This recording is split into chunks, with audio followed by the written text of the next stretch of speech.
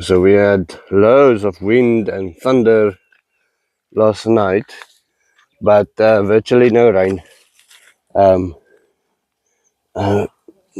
hope you can see that there, like a millimeter of rain. And that gives me, it feels a little bit bad, but then all of a sudden you realize that there's rain predicted for the next couple of days. So that little bit of moisture in the soil will keep the next moisture from running off. So moist soil is less hydrophobic than warm, hot soil. Right. So this morning these guys are creating more biochar in the new zai pit. This is the one from yesterday. We'll add some more worm castings on top there to charge it, and these guys will then do the same with that one once it's cooled down. So there was different corn planted in this patch. These ones you buy and they are pre-poisoned, you can almost say. They come out as a red seed. There's a little bit of poison on them, and then yeah, that they are meant to be planted. Then we also planted a week or two later, after these ones came up, we planted normal feeding stock seeds that we got from the food shop, and they did terribly. Now first, the birds loved them. The birds came after them more often than the other ones, and second, we ended up not watering them as much after the birds ate most of them, because like 90% of them were gone. Now these birds we tried to scare, but the problem is they come at night, just before it's too dark for a bird to see, and just before it's too light for a human to see. Early mornings, early or late at night, or just after dark, you can almost say. That's when they run. Then we also did an experiment. Lucas wanted to take all of his weeds and all of his mulch and things out of his corn over there. And so I allowed him, and I said, leave a patch for me.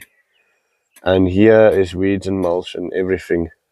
Now, I'm thinking of just killing the mulch, or just pulling them and leaving them right as where they are, so they stay as mulch. But I think the heavy mulched patches will definitely end up doing better than that.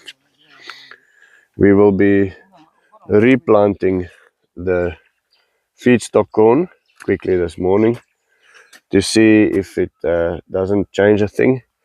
This time, before we plant, we will start with the mulching to keep the birds away. We found that if we put sticks and things around them, around the plant, then we stop the scratching quite a bit. So you can see these ones have all got little sticks around. But because we've been trimming back so much dead wood and things from the bush, we have all of this, as well as the old mulch that's been on there. We just quickly removed for making it easier purposes. This is also some of the mulch that came from Lucas's patch. So we'll be mulching heavily. The other thing that happened is, at one of the corns that was planted and survived, Lucas showed me the termites.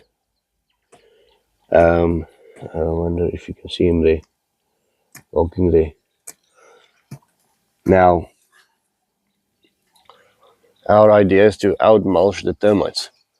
See if I can put so much mulch that they cannot eat everything, and that they have no interest in the living things. Now, it's a risky idea, a risky plan, but it would be very interesting to see if it does work.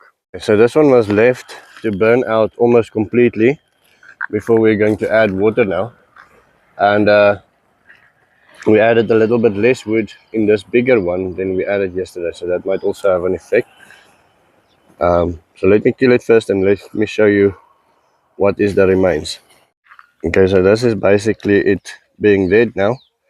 Now this is not satisfactory at all, so we'll make another fire. You see there, right below, there's maybe one thin layer of coals in here. Definitely not enough.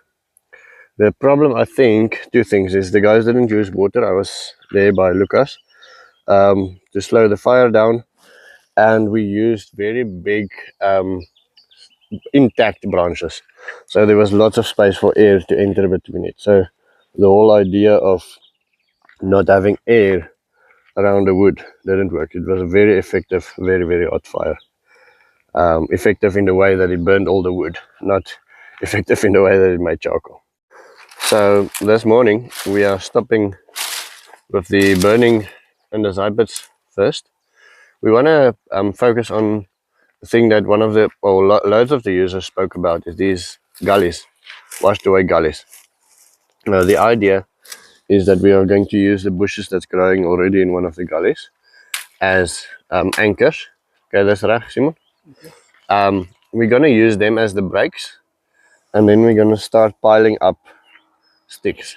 We'll probably leave a little pathway here where we can pass, and then we'll start with the sticks again from here, and as we go we will tie them into the bushes and trees and things like that.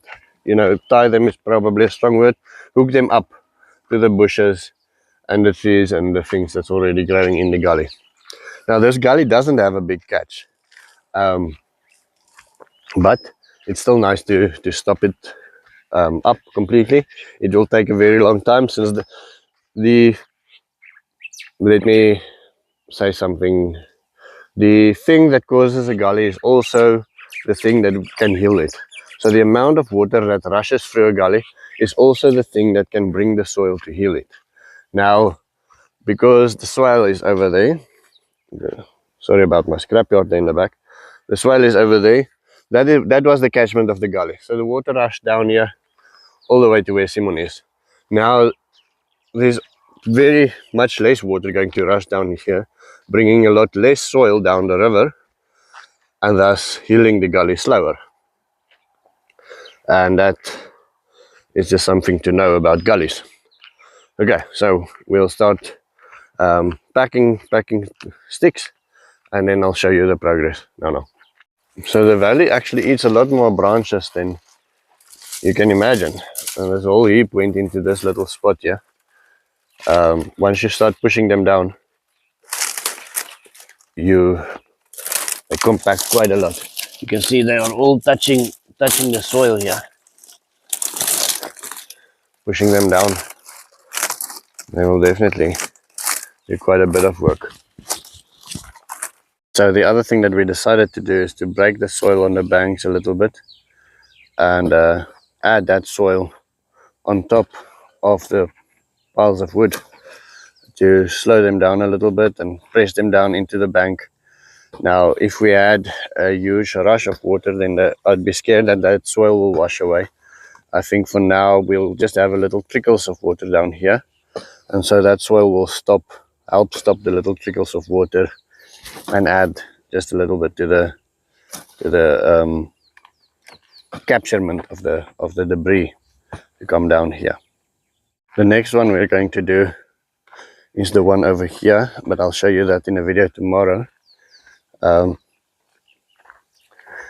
This is much deeper. I think it's going to be much more tricky to heal.